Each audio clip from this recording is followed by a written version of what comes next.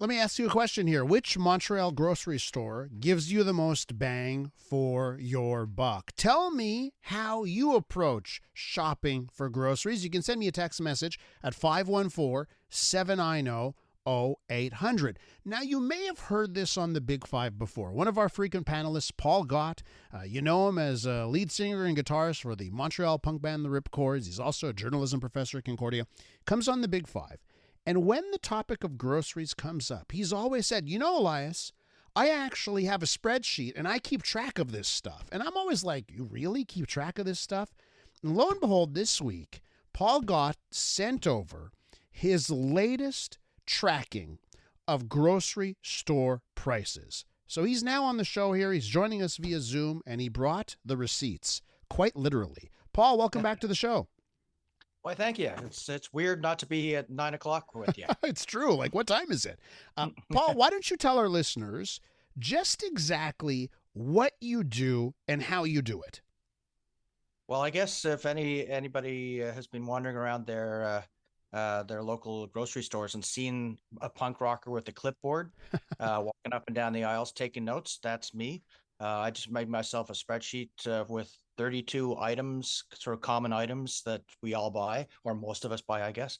And I write down the prices that are on the shelves, and then I sort of total those up at the end of the day, and it gives me a total, and I do it in seven places across the West End, in the Southeast NDG, and actually at the Walmart near Grignon Mall. It's this 32 identical items, so we're actually comparing apples to apples. And this is the thing, right? We're talking about all the major chains, right? The Super C, IGA, Provigo, Metro, Maxi. You bring in the Walmart there. They have become a huge grocery retailer in this country, and PA as well. So you go there, you got your clipboard, and you've been doing this now for quite some time. The latest for one 5 years now. For 5 years, right? So why don't you break it down for us? What did you find this year? Well, it hurts my heart to say it, but Walmart came in at the number one for cheapest this year. They actually managed to hold prices. I'm not a big Walmart fan for all sorts of reasons, but this is just facts. So they came in for the 32 items that I look at. Their bill is $136, and they actually managed to lower their prices from last year by about 1.5%. Wow. Which is kind of the price went down. Yeah. And that was mainly thanks to meat, which went down 10%.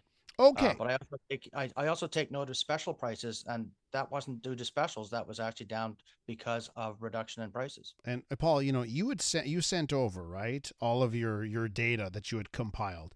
And I think this is really interesting to note, right? Because you break it down into the categories: fruit, veggies, dairy, meat, breads, and other, okay?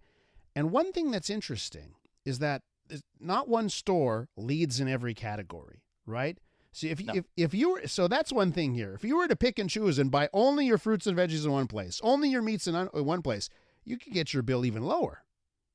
Yeah, I mean, that's the nice thing. I mean, for me, when I look at it, I don't think anybody's going to go to 7 different stores for 7 different things. But PA by far is the cheapest on fruits and veggies. And it also has that nice feeling, like you can't quantify feeling, but you just get the feeling you're somehow closer to the farmer there. But they were like, their fruits and veggies were 33% lower than Walmart, for instance, which had the best overall prices, including fruits and veggies. So that kind of shows you that So for me, when I look at it, I'm kind of going, okay, I'm definitely, if I have a PA in my neighborhood, I'm going to PA for the fruits and veggies, and then I'd go somewhere else. Super C was number one cheapest last year, but they managed to go up 11% this year. Wow. But they're still number two. Did you see a lot of movement, by the way, when it comes to year over the year? So you compare 2024 to 2025. Did you see like people going up and down the charts, or pretty stable? Generally, it's pretty stable. That 11% is kind of like Super C's being number one cheapest for the entire time of the survey until this year. Where they just, and I think the biggest problem at Super C is they used to have really good prices, good sales. And this year, the sales were either not there or not as the percentage was not as big, That's big. Okay. so you don't get as good a deal. I So mean, and the yeah. other thing that as I go through, you're looking at the shelf and it's sort of, we offer this product at this price, and it's not there.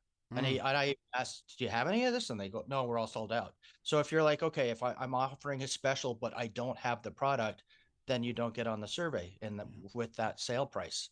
So that happened once or twice. And Super C seems to be the biggest offender in that one. They seem to sell out of their sale items. So it's like, oh, come for our sale, and then buy the rest of our stuff because the stuff on sale isn't here. So I want to ask you about this because you brought up feel, right? You were talking about the feel of a grocery store before. Yeah.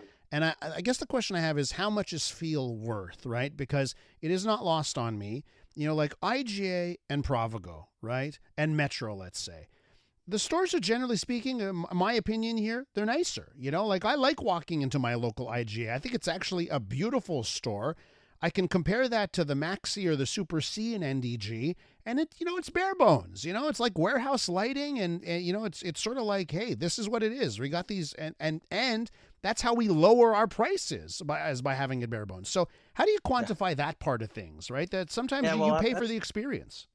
That's the funny thing. For me, actually, I love local grocery stores. But I just, but you can't. This is not a quantify. This is a quantifying thing, not a qualifying thing. So it's so I need all the products to be the same. And let's face it, most people don't have the time to go to their local grocery all the time. So Yeah. And I can't do 500 grocery stores. Yeah. So to me, it's when I actually go into all of them, they all look kind of the same to me.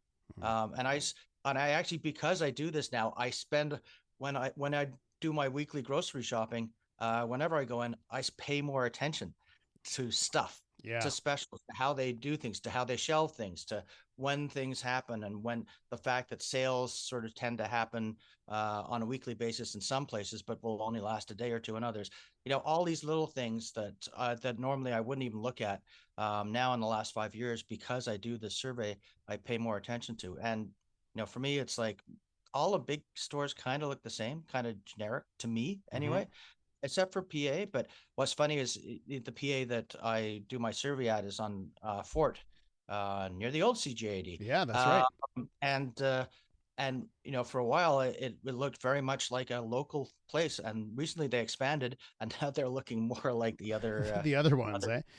Paul, listen, is there any way our listeners can see what you've put together? Do you post it somewhere? I put it up on my Facebook page, and then I posted around to all the local sort of NDG pages and Saint Henri pages, and anybody who wants it. I think I put it on the West Island page as well. Okay. So anybody who wants it, go to those pages. One sort of crazy administrator of one of the NDG pages always takes it down because it's not all NDG. But if anybody wants it, they're also welcome to contact me on Facebook, and I'll be happy to do it. It's on my personal page. Perfect. So I'm happy to put out the information. It's just raw data, and you can do with it what you will. Paul, thanks so much for joining us. Really appreciate it. Hey, no problem. It's fun. Go seek out that info from Paul Gott out there on Facebook.